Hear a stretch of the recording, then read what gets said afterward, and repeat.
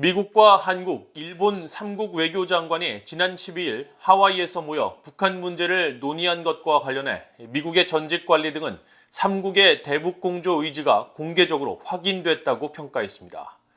하지만 구체적인 대응 조치가 나오지 않았고 대북 접근, 특히 대북 제재 측면에서 미국, 일본과 한국 사이에 입장 차이가 드러났다는 지적도 나왔습니다. 첫 소식 박형주 기자가 보도합니다. 지난 12일 미국 하와이에서 모인 미한일 3국 외교장관은 북한의 탄도미사일 발사를 규탄하고 유엔 안보리 결의 이행을 촉구하는 한편 대북 외교 원칙을 거듭 확인하는 공동 성명을 발표했습니다. 에반스 리비어 전 국무부 동아태 담당 수석 부차관보는 미한일 3국의 대북 외교 의지를 거듭 밝히면서도 북한이 다른 방향으로 나아갈 경우 필요한 다음 단계 조치를 논의했을 것이라고 진단했습니다. They also reiterated their willingness to engage in dialogue with North Korea and to focus on diplomacy as obviously the best way to resolve the current crisis. The signs suggest that North Korea is not finished with its escalatory approach. Nevertheless, I think the three countries, the ROK, the United States, and Japan, certainly have also discussed next steps if North Korea escalates its threat. 하지만 미한일 3국 외교장관들은 구체적인 대응 조치를 발표하지 않으면서 3국 공조와는 별개로 세부 사항에 대한 이견이 여전했을 것이라는 분석도 나옵니다.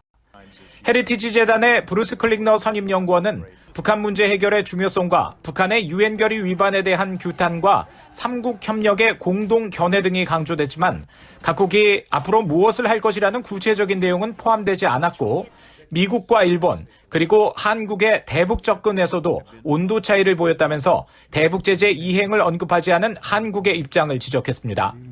Both Tokyo and Washington, highlighted the necessity of all nations fulfilling the requirements of the UN resolutions and the subsequent sanctions enforcement, whereas the South Korean representatives highlighted dialogue and diplomacy, never mentioned the need for fully enforcing UN resolutions.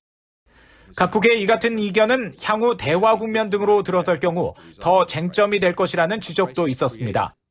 미국 외교협회의 스콧 스나이더 한국 담당 국장은 한국의 문재인 정부는 미국이 북한에 대해 대화 의지와 관련해 더 높은 수준의 신호를 보낼 것을 촉구하는 것으로 보인다며 바이든 행정부가 북한 문제에 얼마나 우선순위를 두느냐가 추가 조치를 결정할 것이라고 전망했습니다. Whether or not there's a tangible additional action will depend on the results of that discussion and the degree to which respective countries are indeed capable of identifying the North Korean situation as an issue that requires urgent attention. 한편 리비어 전 수석부 차관보는 영내와 국제 정세가 불확실한 상황에서 미한일 3국이 러시아의 우크라이나 침공 가능성에 대한 우려, 또 자유롭고 열린 인도태평양의 중요성, 타이완 해협 안정과 평화에 대한 지지 등 여러 대외 현안에 대해 한 목소리를 공개적으로 밝힌 것을 높이 평가한다고 밝혔습니다. VOA 뉴스 박형주입니다.